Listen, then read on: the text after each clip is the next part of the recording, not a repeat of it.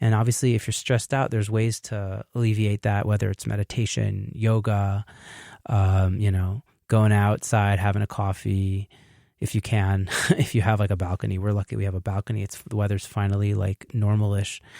There's just stuff to kind of relax yourself and get out of that mindset. The one thing I can't recommend enough is doing some like exercise, even in the house. Like I bought my wife an exercise program, which is just like videos on the internet, and we're both doing it. And it's like, obviously I wasn't working out so much before this whole thing started. Like, yeah, I'm like healthier than I've ever been, making better food than I've ever made. I'm having video chats with my family and friends more often than I've ever done. Like, there are so many like little silver linings that have been so nice about this.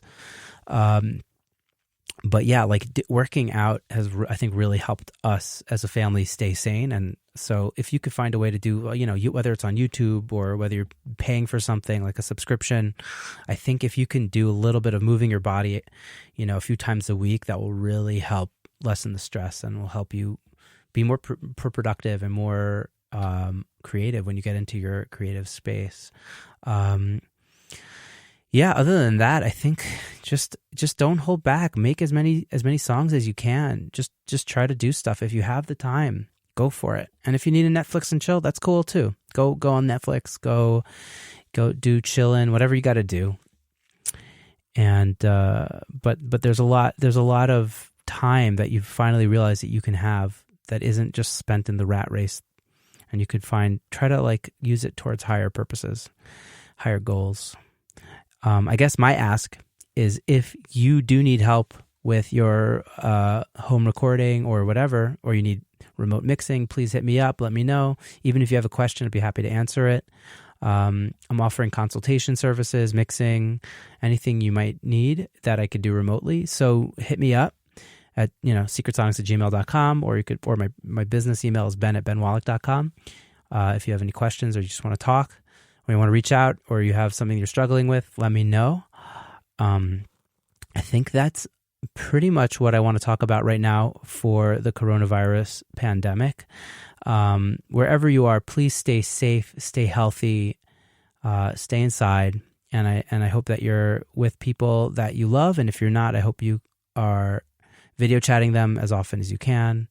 And stay connected with people, even if you're not staying connected with them physically. Like, the digital thing really, really helps. And it's funny, I was talking about this on another on a Facebook Live or something, that like, I really think that like we didn't know this until now, but the internet was invented for this pandemic. Like, it's getting us through this, and like, think about how much better off we are right now in this pandemic in 2020 than humanity was in like 1918, in the midst of World War I, where young men were just getting shipped off to die in Europe. Like, we're so lucky we could sit at home on your butt watching Netflix, creating music. We have the internet. We could stay connected. Let's just be thankful for the amazing things we have in 2020, and try to look at the silver linings as much as possible. I'm going to leave this episode out here, and I'm going to continue this episode. I'm just going to include I did the Facebook Live Q&A about home recording, and I'm just going to leave that in unedited just as I did it, and you can enjoy that if you want. You can also find it on my Facebook page if you search for Ben Wallach, not my business page, Ben Wallach Music, but rather my personal page. You can watch me do it, but it won't sound as good as this. So yeah, anyways, that's it for now, guys. Have a great day. Stay safe, as I said before, and a great week. Dig in and be in touch. Also, if you like this episode, please share it with a friend or two. Leave us a rating and review on Apple Podcasts. I say it every week, but I think people just assume other people are doing it. But if you have been enjoying the show, please leave a rating and review on Apple Podcasts. I could really use the help. And be in touch via secretsonics@gmail.com. And we're on Facebook and Instagram. Just search for Secret Sonics. Here is the Facebook Live Q&A. Have a great day, guys. Take care. Bye-bye. I'm going to do this live Q&A. I have a bunch of the questions that people wrote to me lined up and ready to go. And I'm going to address those first, and then we'll kind of jump into if anybody has any extra questions, if they're live on the feed itself, and I'll be happy to try to tackle those. Let me just open up one more thing on my mobile device so I can check it out if I need to. Oh, Wow, that is trippy to see yourself live on Facebook on the other device. Okay, let's see what we have here. Got some questions. I'm going to load them up. Okay, working from home. Okay, so the overwhelming question that I was asked was, how do I get my microphone to sound better where I'm located in my house? And there's a lot of things that get into this, like choosing the right microphone and acoustics and all these things. So here's kind of the breakdown of how I see recording in terms of importance. And yes, Michael Underberg, you wear these every week until coronavirus, unfortunately. Oh, man. Crazy times. Crazy times. So many people are working from home now when they would normally be going out into studios or not. Forget our industry, like just doing work in other places. And it's crazy time. But there's so much we can do. It feels like the internet was made for this crisis. We didn't even know it at the time. We didn't know it until now, but it seems like this was all leading up to this virus, and the internet is allowing us to stay connected and keep working and keep emotional connections intact and all that stuff. So it's amazing. So here's how I think about the order of importance in terms of recording. The most important thing is the source. So the source is the voice or the guitar or the acoustic piano, whatever it is. There's a hierarchy, right? So it starts with the source, and then the signal path goes down into the computer. So starting with the source into the microphone. The microphone is like, I guess, the second most important thing after the voice or the guitar or whatever we're talking about. I'll use a voice, for example, because it's the most typical thing. And then after the microphone, we have the preamp, which gives power to the microphone. And after the preamp, we have the interface, which talks with the computer, at least with digital recording. We need that. Interface and sound card are synonymous. They're the same thing. People will talk about sound cards. People will talk about interfaces. They're literally the same exact thing. And basically what they do is they receive the audio input. They convert it into a digital, 0 and 1 thing. And then they tell the computer, these are the zeros and ones. And then the computer records those zeros and ones, spits them back out, and then it reconverts it from zeros and ones back to analog for an output, either through the speakers or headphones or whatever. So that's what an interface does. It literally interfaces the audio and the computer together. And so we got the voice, we got the microphone, we got the preamp, we got the interface, and it's like getting less and less important as you go down the signal chain, right? And then you have plugins, effects, post-processing, and that's just manipulating what you already have captured with the microphone and all that other stuff. So the most important thing, if you're recording at home, is to get the source to sound as good as possible.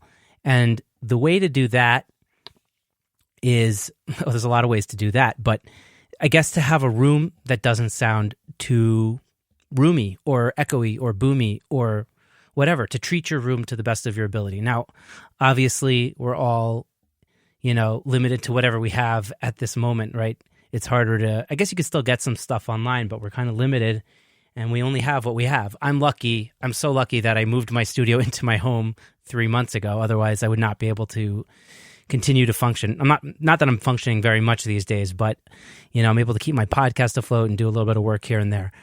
But we only have what we have. So you kind of have to be creative and think about how you can make your home recording setup as conducive as possible to getting a good sound. And so, using things like mattresses, blankets, being in a room that has carpets, sofas, anything that will absorb is probably a good thing. The rooms that we're working in are not designed to be recorded in. They're designed to live in, to have, I don't know, to cook in.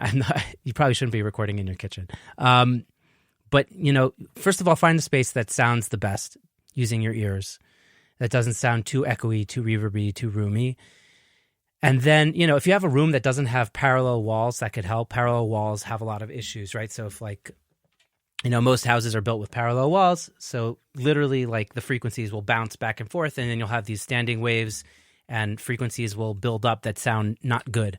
So if you can avoid parallel walls, that's also a great way to improve the sound of your recordings.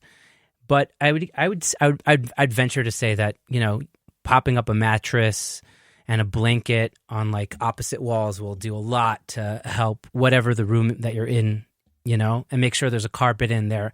As much absorbent material as you can get in there would be amazing and will help get the room out of the equation, which is really what you want to do to get the source sounding as good as possible. You can't have a good source if the room isn't good. And the other thing, I guess, moving down the line from the source into the microphone is also extremely important. And the type of microphone you use will affect the way that source sounds within the room. And so, when I do podcasts, I'm always using this microphone. I don't know if you could see it very well. It's a Electro Voice RE20. It's an amazing dynamic microphone. And so the key here is that it's a dynamic mic. Dynamic mics are so much better than condenser microphones. Condenser microphones are like your typical, I'll show you guys here. Okay. This is a condenser microphone, right? The classic studio mic that you see people recording in. Okay, condenser microphones sound amazing. They're super high fidelity. They hear everything. It's like extremely, everything is pristine quality in a condenser. But the problem is when you're using a condenser in a room that's not perfect, it's going to pick up all the imperfections like hardcore. What's nice about dynamic microphones is that they're much more selective about what they hear, quote unquote, hear. So, if you go to a concert, you see people using like, I'll show you here because we're on Facebook Live. Let's just do it.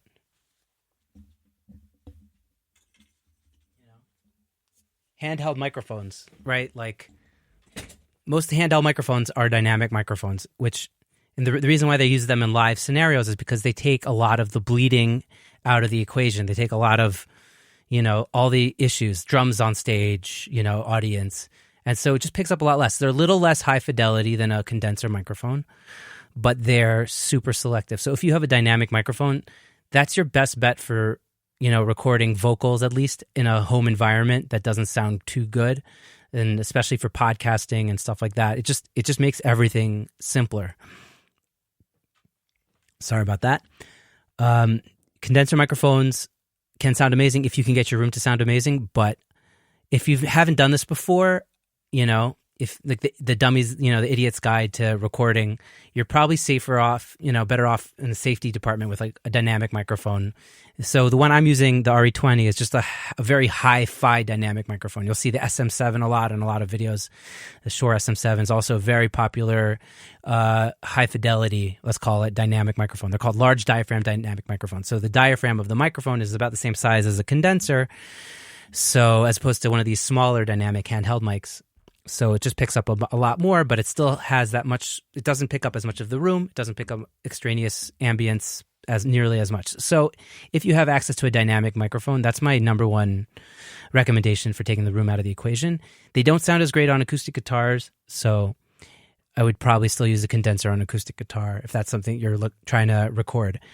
So, and then obviously, for our purposes here, the preamp and the interface are probably one and the same. You're probably using like, I don't know, $100 Focusrite Claret preamp or interface or something along those lines.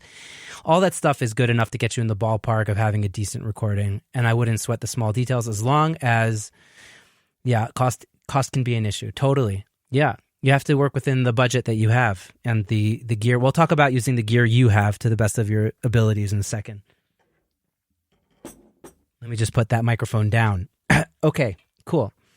So, if you improve the path starting with the source and moving down the line, you're likely going to have a much easier time also post facto, like with plugins and stuff. And we're going to talk a lot about, let's just talk about plugins a little bit now, because a lot of people will record something and then they have an issue later. First of all, you should try to get it better the first time you record it. That way you'll have to do less work afterwards. But if you still need to do work afterwards, which you probably will, using an EQ is a great example of something you could do to clean up the source. So if it sounds muddy, you can dip out low end. You can cut off the low end with a high-pass filter.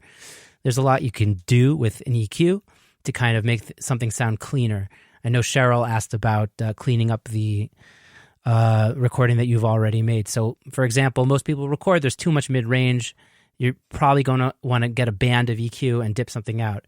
The way to do that, this is my expertise, so this is something that I take for granted as being easy, but it's, an easy way to